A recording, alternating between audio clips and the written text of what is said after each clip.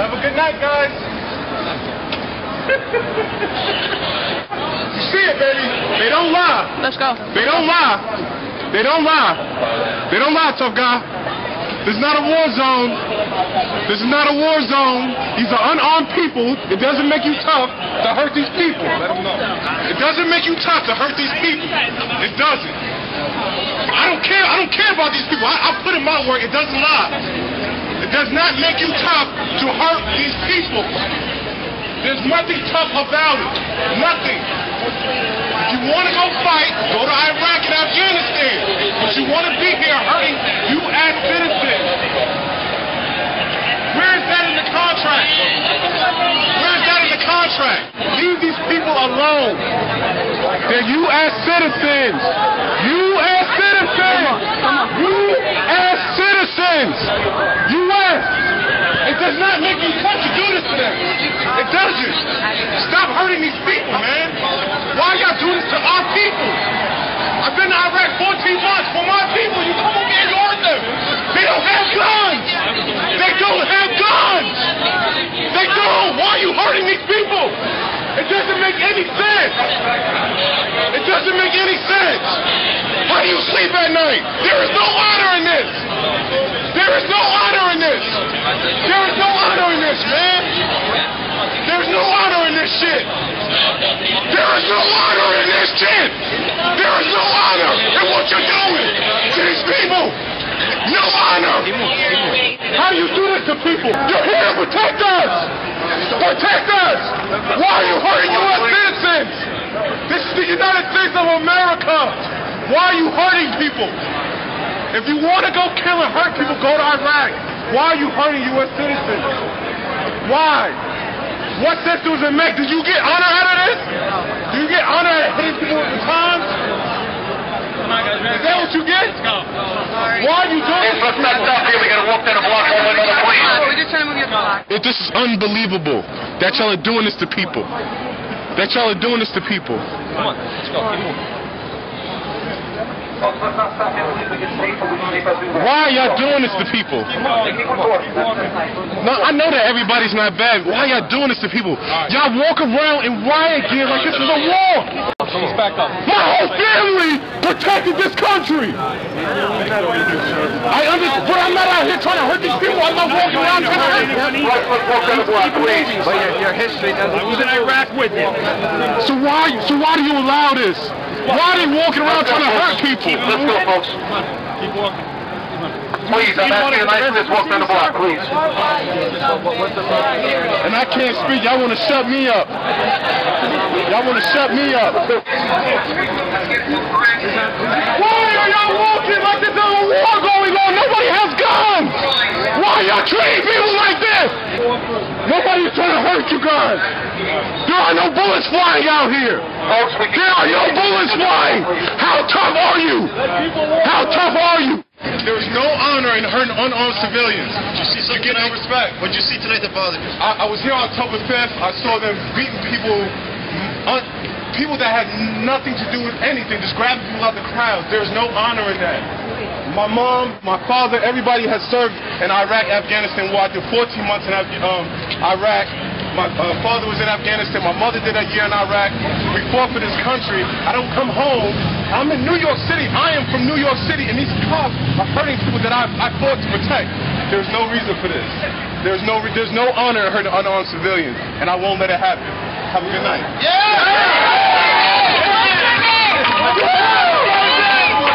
What's your name? New York, Sergeant SHAMAR Thomas. New York. SHAMAR Thomas is a Marine veteran, served 2 tours in Iraq, took part in Fallujah in the second battle. Comes from a military family. Both his parents are veterans. His father served in Afghanistan, his mother in Iraq. It's an honor to have you here, sir. Thank you. I appreciate it. Why'd you go to Times Square Saturday night, particularly wearing your medals and your uniform? I initially went to the protest on October 5th, and I saw the police brutality, and it made me want to get involved even more to, you know, the understanding that, you know, we have young men and women out here who are trying to inspire, you know, change. And so why wouldn't I want to be a part of that? So that's, you know, my goal in life is to inspire a generation, you know.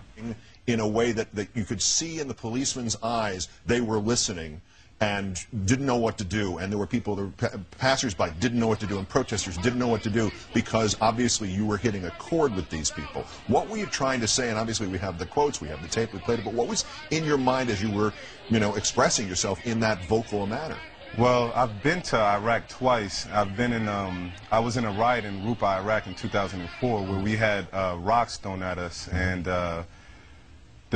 after the rocks were thrown, we didn't go beating up people and arresting people. You know what I mean? We kind of treated it with a level of humility. You know what I mean? And to have the cops beating, I saw, you know, a cop punching a woman in the face. You know, to see that in my own country, you know, my family fought for this country for people to have a right, and these people are peaceful. I haven't seen a video yet where I've seen them try to hurt the cops. So why are they using batons and sticks? Why are they in riot gear when nobody's trying to riot, you know? Did you have a sense at the time that they were listening to you? Oh, I know for sure they were listening to me. I have no doubt in my mind that they were listening to me.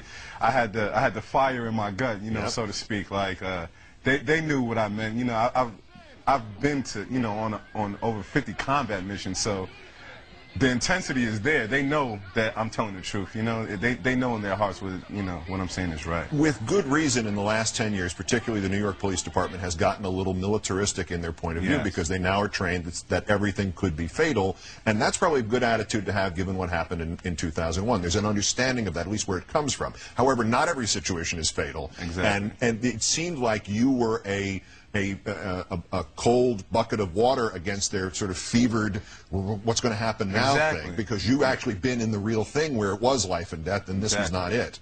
And that was what you were trying to get to them? It's a time and place for things, you know. It wasn't, when the situation arises where the crowd starts getting frantic, that's when it's time to say, you know what, the crowd is getting frantic. When people are just shouting, you know, we are the 99%, come join us, these are not, you know, chants that incite violence, you know what I mean? So why, you know, the riot police were informed, just walking, marching up and down the street like, you know, like it was a battle going on, and I've been in battle. It was no battle going on. Right. You know? The other side not only didn't have weapons of any kind, they didn't have the rocks yet. They're not rocks. There's no stage at that point. Give me your assessment of the messages that are coming from Occupy Wall Street, and are you in favor of them, opposing the corporate greed and holding the banks accountable and supporting the middle class, principally those three? I support everybody's view. I tell people all the time that I'm not a part of any political party. I'm not a part of any group or anything like that. I'm an American citizen. Okay, so then what does this mean to you? What this means to me is that this is our time in our generation to change the greed that is in America. Like both of my parents did 20 plus years in the military, and they have to find jobs now.